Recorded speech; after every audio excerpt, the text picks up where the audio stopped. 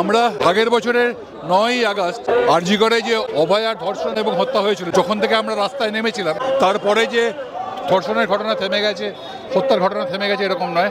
প্রতিদিনই রাজ্যের কোনো না কোনোখানে নারীরা ধর্ষিত হচ্ছে, তাদেরকে মেরে ফেলা হচ্ছে, তারা নির্যাতিত হচ্ছে।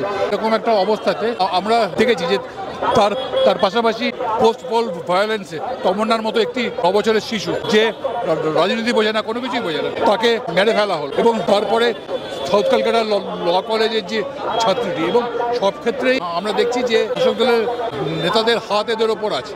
তো আমরা এই অভয়া থেকে তামান্না থেকে কসবা ল কলেজ, সমস্ত নারীদের নিরাপত্তার দাবি করে, তাদের বিচার দাবি করে অভয়া মঞ্চের অন্তর্গত যে সংগঠনগুলি, অনেকগুলি সংগঠন মিলে আজকে মিছিলের ডাক দিয়েছে।